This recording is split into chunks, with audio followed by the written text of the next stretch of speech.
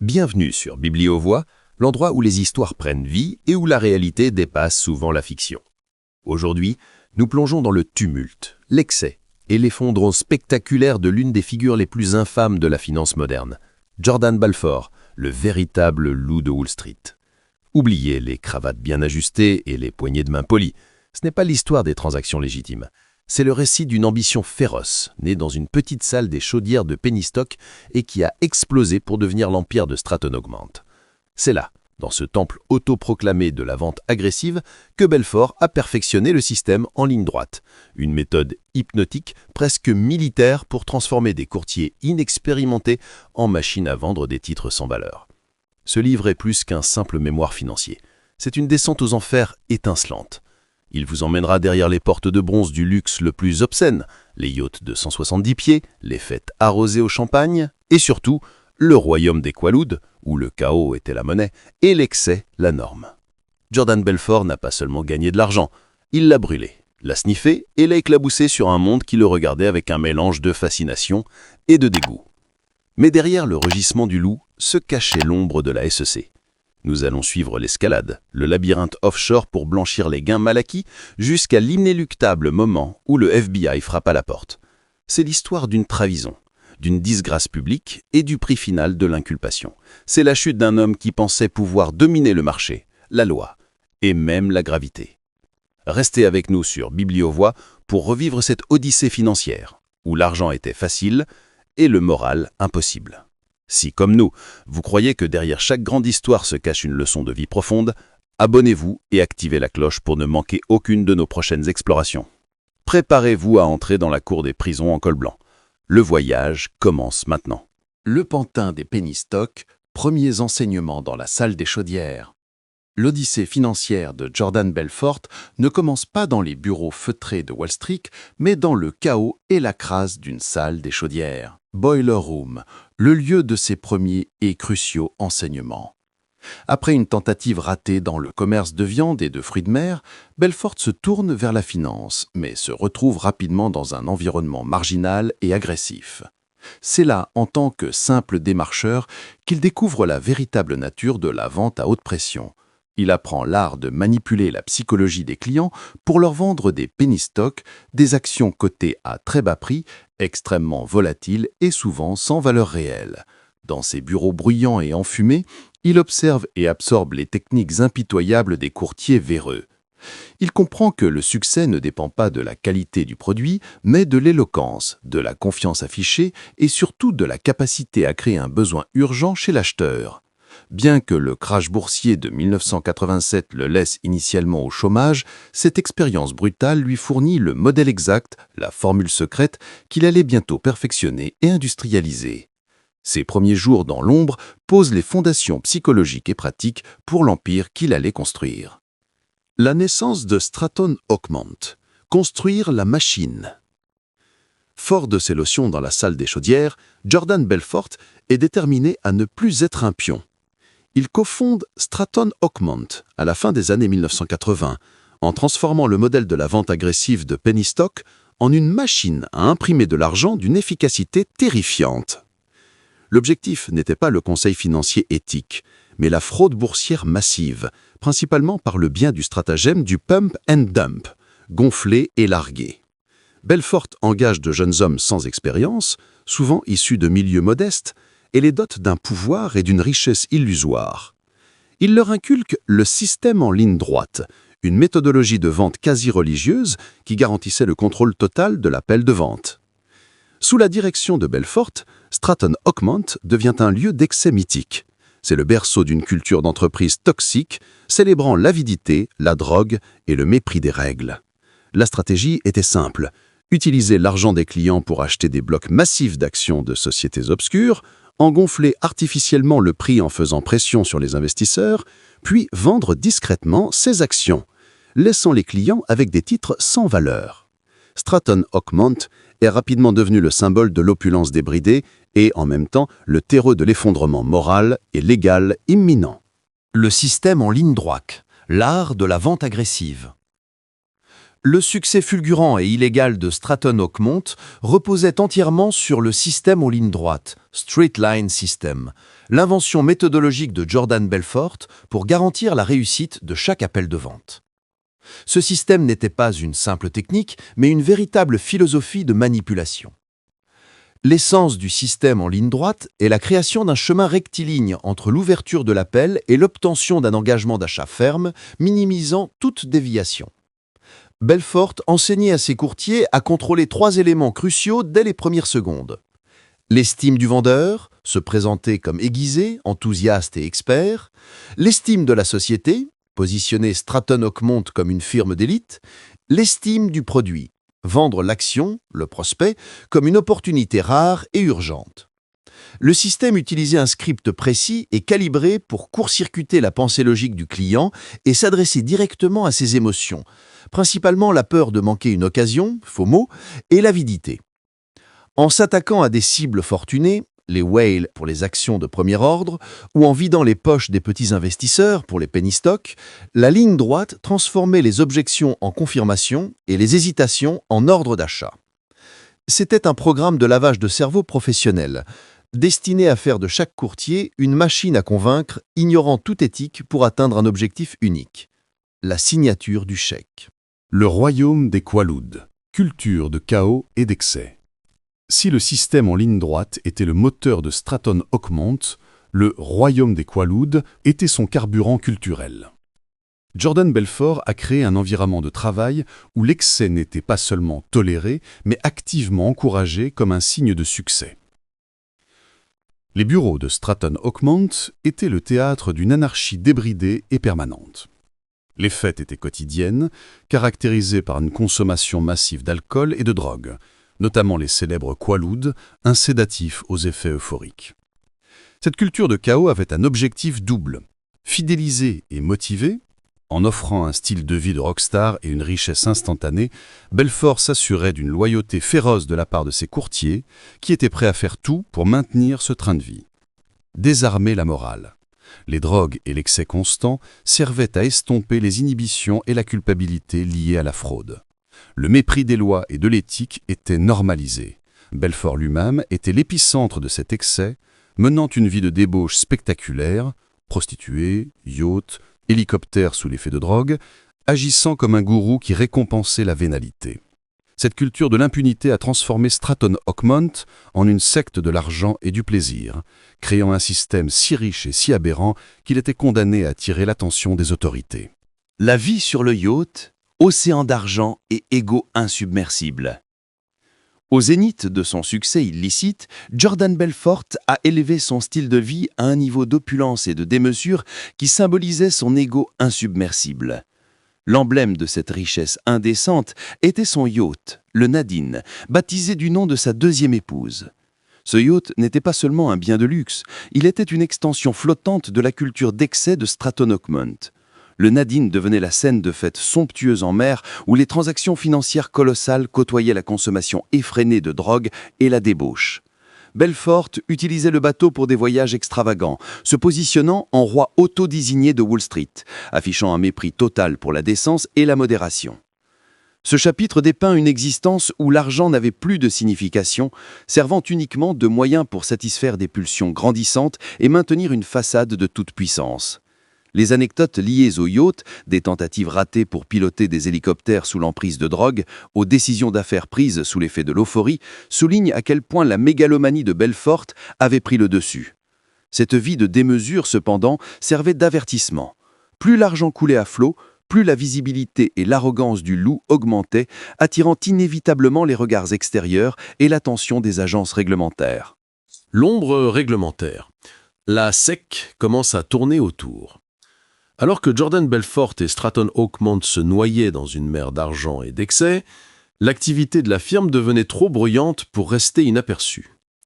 Le 6e chapitre marque l'apparition de l'ombre réglementaire avec la SEC, Securities and Exchange Commission, qui commence à tourner autour de l'entreprise.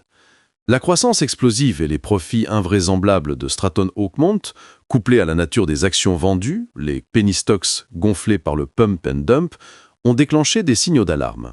La SEC, chargée de protéger les investisseurs et de maintenir l'intégrité des marchés, a commencé à recevoir des plaintes croissantes de clients ruinés par la chute brutale du prix des actions après que Belfort et ses associés eurent réalisé leurs bénéfices.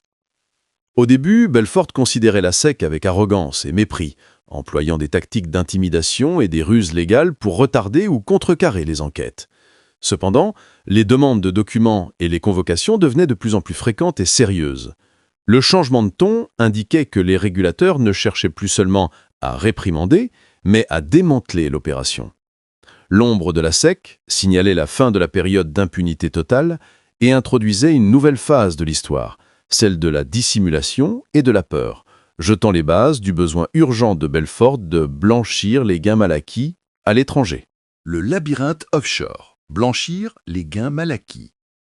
Face à la pression grandissante de la SEC et la menace de poursuites pénales, Jordan Belfort s'engage dans une opération complexe et clandestine pour mettre ses gains illicites à l'abri des autorités américaines.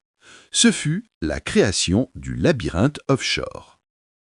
Comprenant que les millions accumulés par le stratagème du pump and dump étaient facilement traçables aux États-Unis, Belfort a mis en place un réseau sophistiqué de comptes bancaires secrets à l'étranger, principalement en Suisse et dans d'autres paradis fiscaux. L'objectif était de blanchir les gains mal acquis en les faisant circuler à travers une série de sociétés écrans, de prête-noms et de transferts internationaux. Pour ce faire, Belfort s'est appuyé sur des contacts douteux et des professionnels peu scrupuleux, notamment des banquiers suisses complices. Ces intermédiaires aidaient à masquer la véritable source des fonds, les faisant réintégrer l'économie légale par petites tranches. Belfort utilisait souvent des valises remplies d'argent liquide, transportées par des messagers de confiance pour alimenter les comptes offshore. Cependant, cette tentative de dissimulation introduisit une nouvelle couche de complexité et de risque. Le labyrinthe, bien qu'ingénieux, était aussi fragile. Chaque transfert, chaque société écran ajoutait un fil de preuve que les enquêteurs fédéraux allaient inexorablement finir par suivre. La tentative de s'échapper par la mer des Caraïbes et des Alpes suisses n'a fait que creuser la profondeur du trou légal dans lequel il se trouvait. Le FBI frappe à la porte. Le piège se referme. Malgré tous les efforts de Belfort pour cacher ses traces dans le labyrinthe offshore, les actions de la SEC et le travail banquette du FBI progressaient. Ce chapitre marque le moment dramatique où le piège se referme sur le loup. L'enquête a permis au FBI de relier les transferts d'argent suspects, les plaintes des investisseurs et les opérations boursières de Stratton Oakmont, révélant la fraude systémique. L'agence fédérale a commencé à se concentrer non seulement sur la société elle-même, mais sur les individus clés, Jordan Belfort étant la cible principale. Les agents ont commencé à intercepter des communications, à surveiller les associés et à recueillir des preuves irréfutables concernant le pump and dump et le blanchiment d'argent. L'incursion du FBI n'est pas seulement une enquête, c'est une présence physique et menaçante dans la vie de Belfort. La confrontation a souvent pris la forme d'interrogatoires surprises, de perquisitions et d'une pression croissante sur ses collaborateurs. Le moment où le FBI frappe à la porte symbolise la fin de l'impunité et le début de la réalité pénale. Belfort se retrouve pris au piège, ses tentatives de destruction de preuves et d'intimidation s'avérant futiles. La seule issue possible pour l'organisation criminelle qu'il avait créée était désormais la coopération ou l'incarcération, menant inéluctablement au chapitre de la trahison. La trahison, renverser le scénario et passer un accord. Acculé par les preuves irréfutables rassemblées par le FBI et la perspective d'une peine de prison fédérale extrêmement longue, Jordan Belfort fait face au moment le plus décisif de sa carrière criminelle, la trahison. Pour Belfort, cela signifie renverser le scénario et se retourner contre ses propres associés et amis. La réalité de l'enquête fédérale le force à admettre que son règne est terminé. Plutôt que d'affronter seul la justice, il choisit de coopérer avec le gouvernement. Cet accord impliquait de fournir des informations détaillées sur l'étendue des fraudes menées par Stratton Oakmont, y compris les stratagèmes de pump and dump, les opérations de blanchiment d'argent offshore et l'identité de tous les complices, banquiers suisses inclus. Ce choix de la coopération a créé un schisme majeur. Pour obtenir une réduction substantielle de sa propre peine, Belfort a dû passer un accord pour enregistrer secrètement des conversations, témoignages qui allaient sceller le sort de ceux qu'il avait lui-même initiés à la richesse et à la décadence. La trahison n'était pas seulement une nécessité légale, mais aussi un acte profondément personnel, révélant la seule loyauté réelle du loup, la survie de Jordan Belfort. En se faisant l'informateur, il se transforme de cible principale en acteur clé de la poursuite, préparant le terrain pour l'effondrement total de son empire. Le prix de l'inculpation, disgrâce et effondrement. Suite à sa coopération et à l'accord passé avec le gouvernement, Jordan Belfort finalement fait face au prix de l'inculpation. Ce chapitre raconte l'inévitable disgrâce et l'effondrement public et personnel qui ont suivi la dissolution de Stratton Oakmont et les aveux de culpabilité de son fondateur. L'inculpation de Belfort pour fraude en valeurs mobilières et blanchiment d'argent a été un événement médiatique majeur, mettant brutalement fin à l'image glamour et invincible qu'il avait cultivée. La chute a été spectaculaire.